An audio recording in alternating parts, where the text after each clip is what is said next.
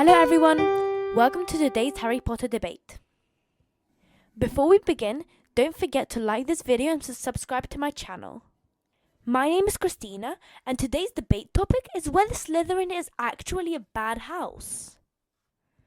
Okay, so let's begin with the proposition. We believe that Slytherin is obviously a bad house to be in. J.K. Rowling expresses this through many different characters.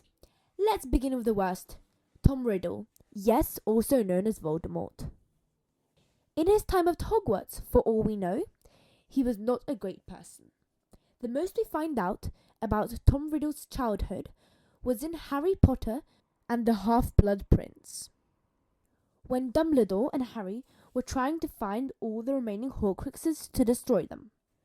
First of all, he was embarrassed by his parents, which is not a great thing. He was annoyed that he had only half-blood parentage, not pure blood, as of course he would have liked.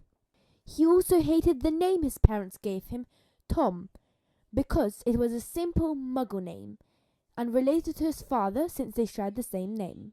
This is the reason he changed him to what we know now, Voldemort.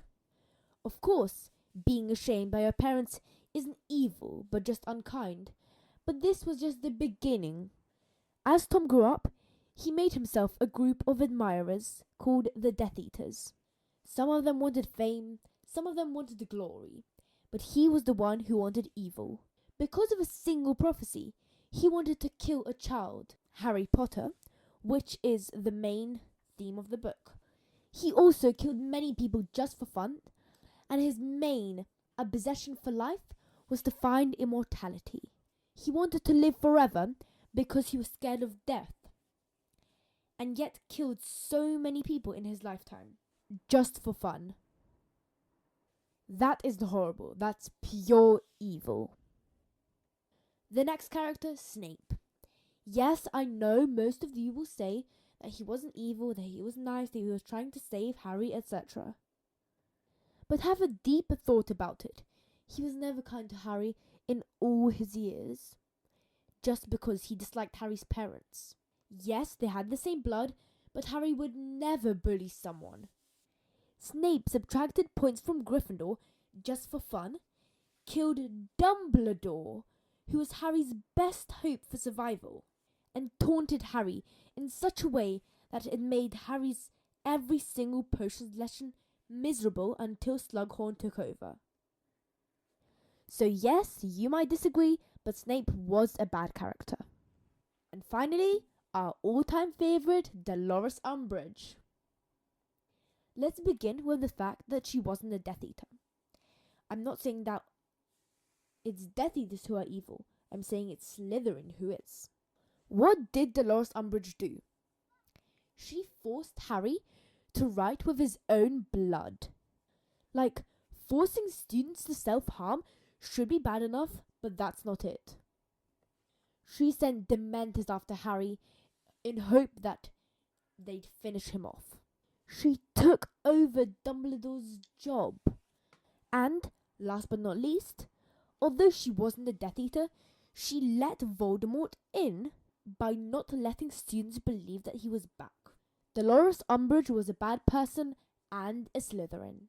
In conclusion, we believe that Slytherin is a bad house, with the many examples of characters as listed before. Now let's continue to the opposition. Okay, so we believe that Slytherin was not a bad house. First of all, let's have a look at its values. Ambition, cunning, leadership, and resourcefulness. There is nothing stated about evil. Secondly, Harry was almost put into Slytherin. Was he ever mean to anyone who really didn't deserve it? No, he was a very kind-hearted person. So if he is a good person, and the Sorting Hat would have sorted him Slytherin, that means that Slytherin also isn't a bad house. The biggest problem is that people often associate Slytherin with the dark arts. Voldemort was one bad person, and it so happens he was a Slytherin, which ruined the house's reputation. Let's prove this with a couple of examples of good Slytherins in contrast with the bad ones. Number 1, Andromeda Tonks, Sirius's favourite cousin. She was very nice, she broke the family's tradition, and yet she was a Slytherin. Next of all, Regulus Black. Yes, he was a Death Eater in his youth, but then he realised Voldemort was a bad person and that becoming a Death Eater was a mistake. He died fighting Voldemort. How was that bad? And yet he also was a Slytherin. Next, Horace Slughorn. He was a jolly man and very kind to Harry. He favourited Lily, who was not even in Slytherin. He didn't do a single bad thing, well, apart from giving information about the Horcruxes, but that wasn't really his fault. He didn't know Tom Riddle was evil. And yet Horace Slughorn too was a Slytherin. And the final example we'll do today is Severus Snape, who was also used for the bad Slytherins. Snape hated James Potter. That was a fact. And to be honest, can anyone blame him? After Harry Potter and the Phoenix, we all found out that James was in fact not as perfect as he seemed. Snape was tortured. Can you really expect him to let that go? Of course he had a grudge against Harry. And yet, all that time, he was fighting for Harry in Dumbledore's side. If you remember, in Harry Potter and the Order of the Phoenix, Snape was the one who warned people to save Harry because they might still be in the Ministry of Magic, believing that Sirius was in danger. Without Snape, Harry would have died. Many times. In the final book, Snape died for Harry. Is that not enough? All these facts prove that he was a Slytherin and yet a good Slytherin. In conclusion, we believe that Slytherin is not a bad house. We have proved plenty examples and simply the fact that J.K. Rowling never stated so. Thank you for listening. Don't forget to post in the comments.